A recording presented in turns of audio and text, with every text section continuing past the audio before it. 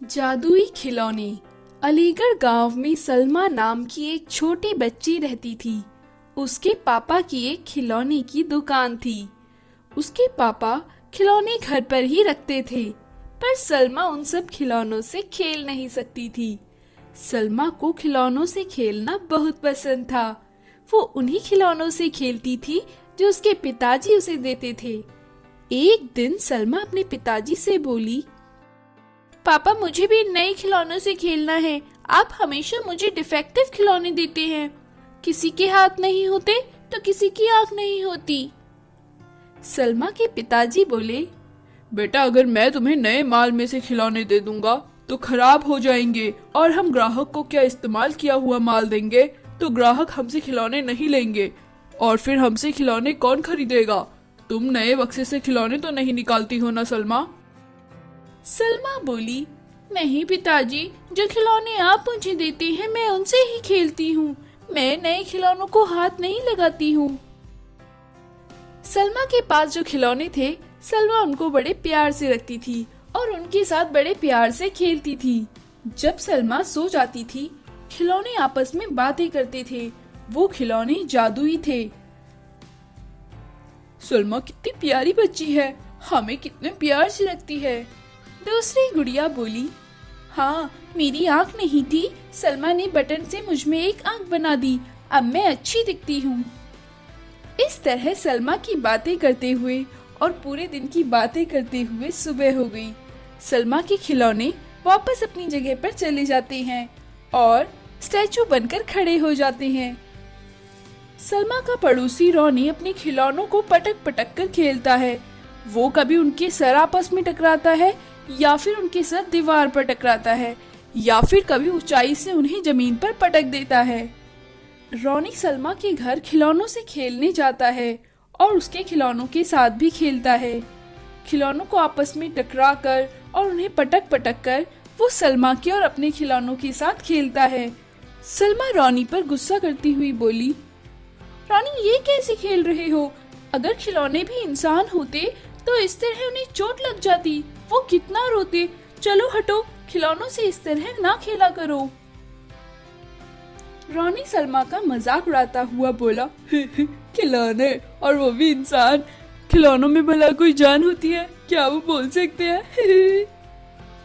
सलमा बोली, हाँ अगर वो बोल सकते तो अभी तक तुम्हें सबक सिखा देते। हटो यहाँ से। सलमा की बात सुन रोनी उसका मजाक उड़ाता हुआ अपने खिलौने लेकर वहाँ से चला जाता है। रात को रोनी के खिलौने सलमा के घर आए और सलमा के खिलौनों से बोली, तुम कितनी खुशकिस्मत हो जो तुम्हें सलमा जैसी प्यारी बच्ची मिली है। तुम्हारा कितना ख्याल रखती है। रोनी तो हमारा सर फोड़ता रहता है और हमें तोड़ता मरोड़ता रहता है। हम बहुत परेशान हो चुके हैं। काश हमें भी सलमा जैसी प्यारी बच्ची मिलती। इस तरह फिर सारे खिलौने मिलकर डिसाइड करते हैं कि हम रोनी को सबक सिखाएंगे। चलो चलकर उसे डराते हैं। सारे खिलौने मिलकर रोनी के पास गए और बोले, रोनी उठो, आज हम तुम्हें मारेंगे। तुमने हमें बहुत परेशान किया हुआ है रोनी। खिलौनों को देख डर के मारी रोनी उठा और बोला, तुम तो मेरे खिलौने हो, तुम बोल सकते हो। मुझे बहुत डर लग रहा है, तुम यहाँ से चले जाओ। मुझे बहुत डर लग रहा है, तुम मुझे क्यों डरा रहे हो? खिलौने धीरे धीरे रोनी के पास आने लगते हैं। गुड्डा बोला, तुमने कल मेरा सर दीवार पे दे मारा था, इतना दर्द है इसमें। तुम भी अपना सर दीवार पे मारो, तभी मैं यहाँ से जाऊंगा। रोनी डर के घबरा कर अपना सर दीवार पर मार देता है। फिर गुड़िया बोली, तुमने कल मेरे बाल खींचे थे, अपने भी नोचो और देखो कितना दर्द होता है।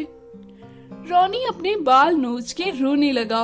मुझे छोड़ दो, मैं अब कभी तुम्हें परेशान नहीं करूंगा, प्यार से खेलूंगा। उसकी बातें सुन रोनी की मम्मी वहाँ आ जाती है और कहती है, अरे रोनी बेटा, तुम इस समय किससे बातें कर रहे हो? रोनी बोला, किसी से नहीं माँ, मैं ऐसे ही बैठा हूँ। उसकी माँ बोली, ये सलमा के खिलौने यहाँ कहाँ से आ गए? तुम क्या सलमा के खिलौने उठाकर ले आए हो? कल सुबह इन्हें लौटा देना, वरना सलमा रोएगी। रॉनी बोला, हाँ माँ, मैं सुबह लौटा दूंगा, अब मैं सोता हूँ। रॉनी सुबह होते ही सलमा के पास गया और बोला, सलमा, ये तुम्हारे खिलौने, कल मैं इन्हें अपने पास ले आया था।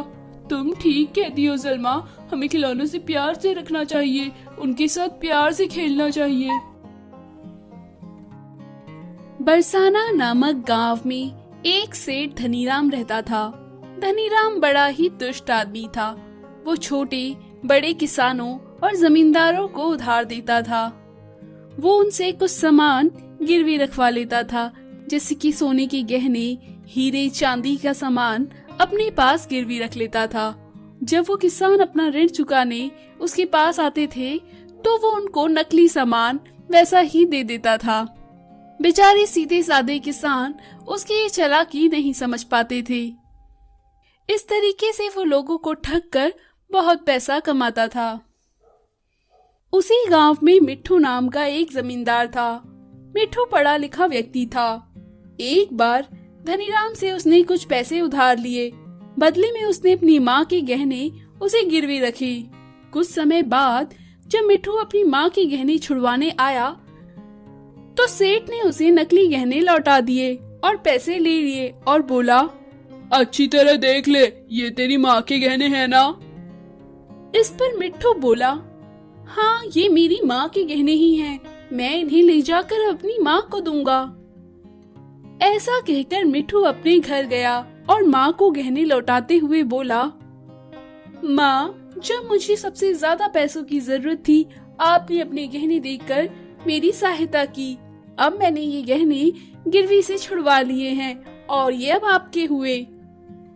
जब उसने अपनी माँ को गहने दिए तो उसकी माँ को गहने देख पता चल गया कि वो गहने नकली हैं। फिर उसने किसी सुनार के पास जाकर गहनों का पता करवाया और पता चला कि सेठ ने जो गहने दिए वो नकली हैं। मिट्ठू की माँ ने मिट्ठू को सारी बात बताई। मिट्ठू ने सेठ के पास ले जाकर कहा तो सेठ बोला, अरे तुम हम पे ही शक करता है? हमने तुम्हारी मदद की, तुम्हें जरूरत के समय पर उधार दिया और तुम अब हम पे ही दोष दे रहे हो। तुम्हें शर्म नहीं आती? गांव के बाकी लोगों से बात करने पर मिट्ठू को पता चला कि सेठ एक कपटी इंसान है। वो हर किसी के साथ ऐसा ही करता है। मिट्ठू ने सेठ को मजा चखाने के लिए एक उपाय सोचा। उसने अपने दोस्त अभी के साथ मिलकर सेठ को ठगने की योजना बनाई। वो एक इनकम टैक्स ऑफिसर का रूप बनाकर सेठ के घर पहुंचा और बोला, सेठ धनीराम, हम लोग इनकम टैक्स ऑफिस से आए हैं। हमें खबर मिली है कि तुम टैक्स की चोरी करते हो। तुम्हारे पास जितना भी गहना रुपया है उसे यहाँ पर लाकर रख दो, हमें हिसाब किताब लगाना है। इस पर सेठ धनीराम काफी घबरा गया और बोला, अरे साहब, नहीं, मैं कोई चोरी नहीं करता। मैं चाहे तो अपना सारा गहना यहाँ पर लाकर आपको दिखा लूंगा। पाई पाई कर जोड़ा है। सेठ धनीराम ने घबराकर सारे पैसे और गहने लाकर चटाई पर रख दिए।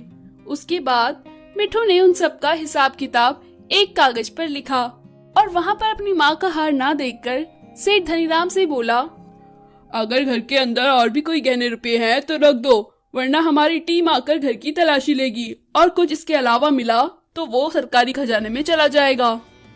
सेठ धनीराम घबराकर बोला, हाँ साहब, याद आया, अभी कुछ गहने और भी हैं, लेकर आता हूँ। ऐसा कहकर सेठ धनीराम बाकी के पैसे और गहने लाकर चटाई पर रख दिया। मिट्ठू सेठ से बोला, तुम्हारे पैसे और गहनों का लेखा जोखा मैंने इस कागज पर लिख दिया है। ये लो कागज, और हम ये गहने और पैसे लेकर अपने ऑफिस जा रहे हैं। कल इनकी जांच पड़ताल होगी, फिर आपको वापस कर दिए जाएंगे। सेठ डर के मारे कुछ बोल ना सका। अभी और मिट्ठू गाड़ी में बैठकर गहने और पैसे लेकर चले गए। अगले दिन पैसे वापस ना आने पर सेठ ने पुलिस में खबर की तो पता चला कि कोई इनकम टैक्स की रेड नहीं हुई। किसी ने सेठ को ठग लिया है। सेठ अपने ठगे जाने की दुखी में पागलों की तरह बर्ताव करने लगा और बोला, अरे मैंने लोगों को ठगा था, किसी ने मुझे ही ठग लिया। मैं कितना बड़ा बेवकूफ हूँ, मारो मुझे, मारो।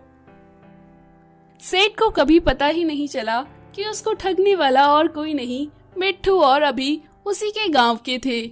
तो दोस्तों, हमें जो भी पैसा है वो ईमानदारी से कमाना चाहिए, कभी किसी को ठगना नहीं चाहिए।